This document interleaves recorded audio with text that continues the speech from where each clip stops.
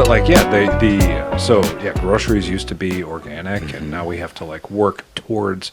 We're getting back to that. Like we're getting back to our roots, but there's a lot to disrupt. Oh, I mean, man. we've grown, and like billions, Oh, right? yeah. Like worldwide since then. Well, you look at subsidies, right? Like, it kills me every time. So, whenever you're going to go to a commodity market, and I don't know, a lot of people don't do this, but you can go to the USDA and follow the beef pricing. They publish it every day. And there's an average weekly price every end of the month, every week on Friday. You can go and see what beef, pork, poultry is trading at, which basically is what gives you like kind of a raw price. And The pun intended, right? Right, 100%. Okay.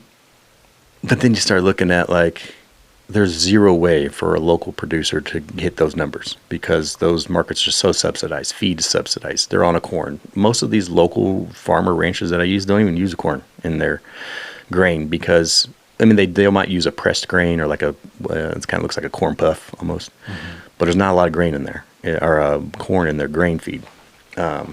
Most of the time it's modified. And these guys that claim non-GMO, you can't use corn. There's not really a natural corn out there anymore. But corn's heavily subsidized. And so the feed cost for those is very subsidized. But the disparity between local feed and then the commodity feed is so high. Like you can't even go to market apples to apples. So how are you going to compete against these huge industrial cattle farms? Even if you do have herd, even if you have enough herd on there to sustain the entire city of Austin, you're still never going to be able to compete.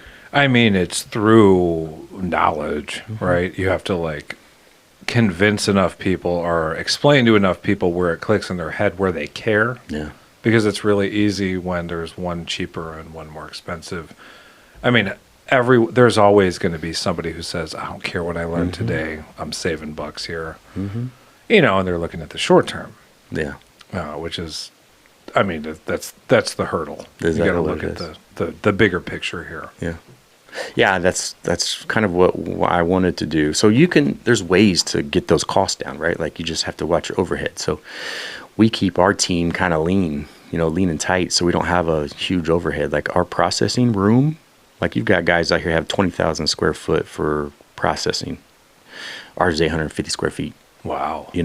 Well, I just keep it tight in there. Like we have vacuum chamber machines and row stock, and it's all in a tight room where you can put maybe 2 bodies. And we can produce out of there, though. Yeah. And there's nothing wrong with HACCP. Inspectors are all happy. It's all set up. We just don't have as much ambient space that we're paying for the electricity and all that. Like it's like mise en place. Like everything in its place. Right. The chef in you. Yeah, exactly. Right. That's how we set it up. Like it is. This is ABC, like run it. Right. But it lowers our overhead. In our warehouse space, we operate all that. So we don't have to do any cold storage spacing. Like there's no additional cost in there. So you have to find ways to bring the cost down to transfer that savings to the consumer that is used to grocery store pricing, right? So, and I don't want to give them a plug.